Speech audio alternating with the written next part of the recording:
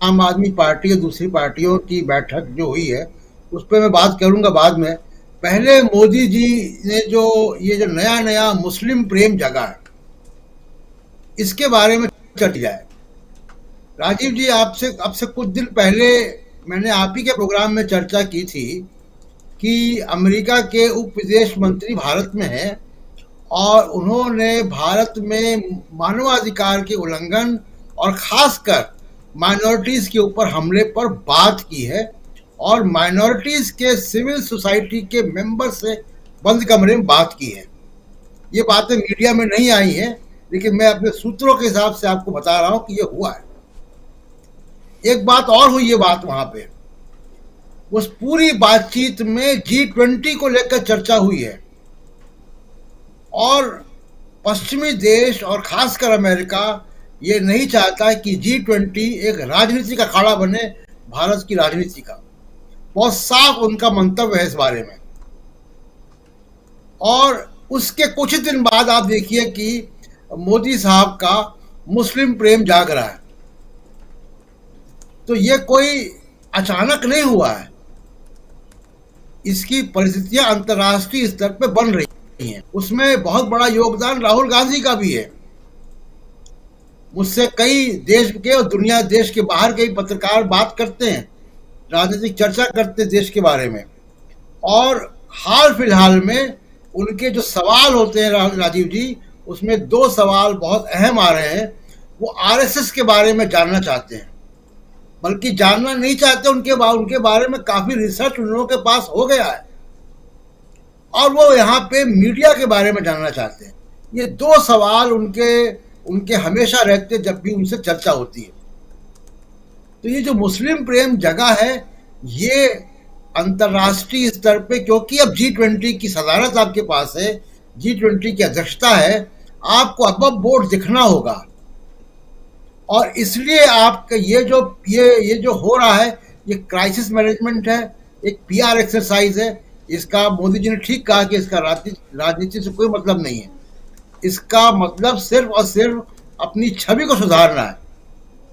जो मोदी जी के अंतर्राष्ट्रीय छवि बनी है, चाहे वो कपड़ों से पहचानने की बात पे बनी हो, चाहे वो मस्जिद और शमशान और कब्रिस्तान की बातों को लेकर बनी हो। अब दूसरी बात की जो उन्होंने कहा, बोहरा मुस्लिम और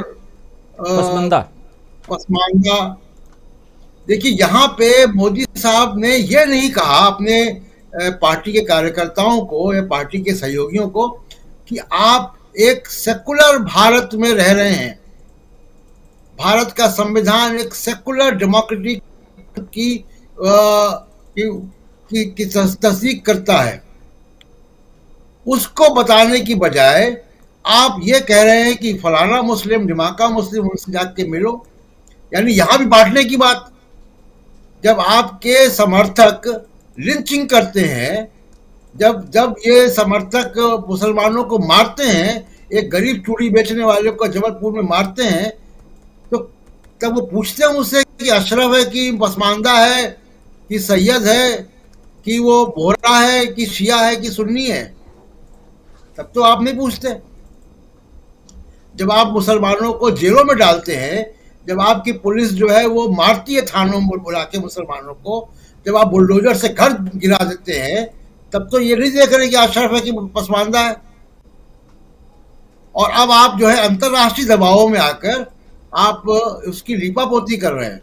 तो ये एक पीआर एक्सरसाइज है, इसका राजनीति से कोई मतलब नहीं है।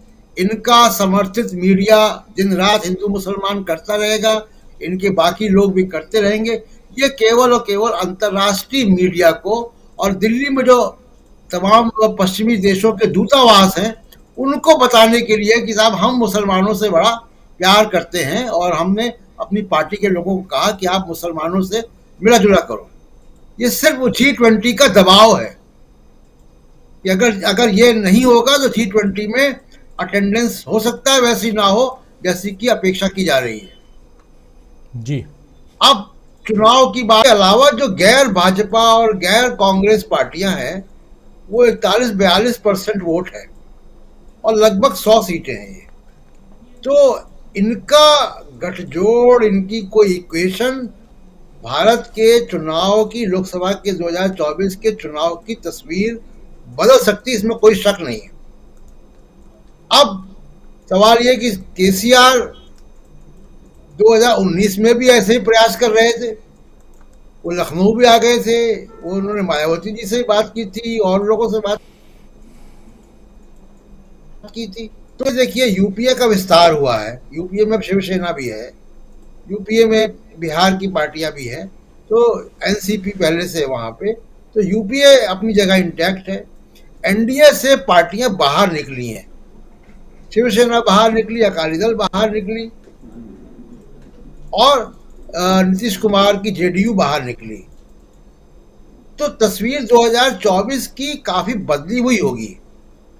अब इसमें एक तो जनता दल का जो स्प्लिंटर ग्रुप्स हैं, मेरी जानकारी में कि नीतीश कुमार जी को ये जिम्मेदारी समूचे विपक्ष ने दी हुई है कि आप जनता परिवार को इकट्ठा करो एक जगह, और वो उसमें लगे हुए हैं। ये सब चीजें देखिए, आम आदमी पार्टी कोई बहुत सीरियस प्लेयर नहीं है, पहली बार वो किसी मोर्चे में शामिल हो रहे हैं।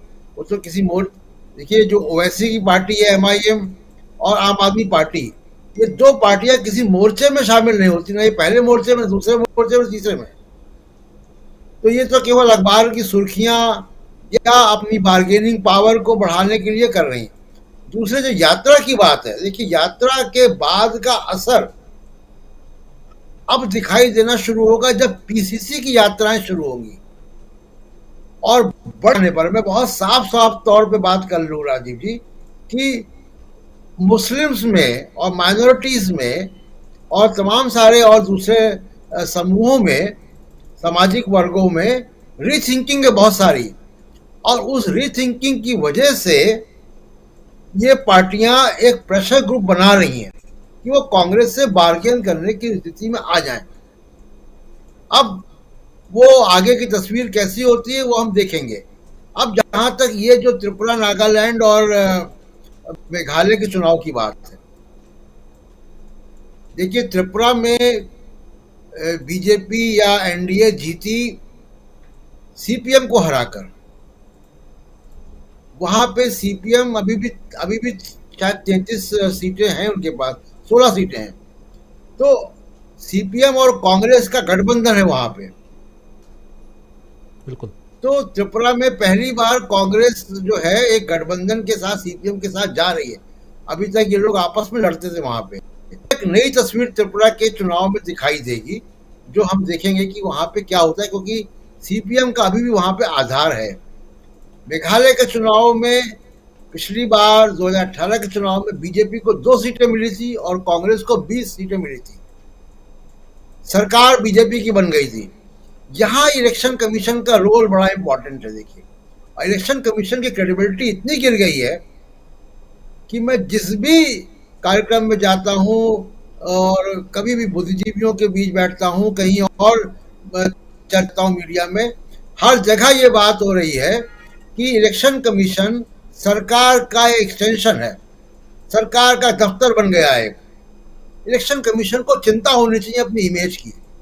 हिमाचल और गुजरात के चुनाव भी हमने देखे, उन्होंने प्रधानमंत्री नरेंद्र मोदी की रैलियों के हिसाब से चुनाव के शेड्यूल रखे, और यही काम ये 3 छोटे राज्यों में, जो जयशंकर जी बात कर रहे थे कि आप तो बात करते हैं 1 कंट्री 1 नेशन 1 इलेक्शन, और आप 3 छोटे राज्यों के चुनाव भी एक साथ नहीं करा पा रहे हैं। वो बेसिकली उनको क्या है कि प्रधानमंत्री की रैलियां करवानी है, उसके हिसाब से शेड्यूल किया जाता है। ये बहुत शर्म की बात है इलेक्शन कमीशन के लिए, अगर ऐसी बातें इलेक्शन कमीशन के लिए आती हैं बार बार।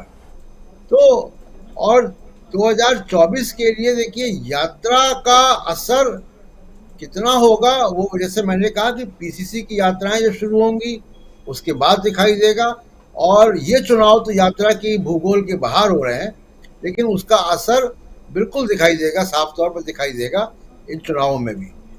जी प्रशांत जी, बिल्कुल सही कह रहे हैं। यात्रा के भूगोल के बाहर का मतलब ये है कि यात्रा जिस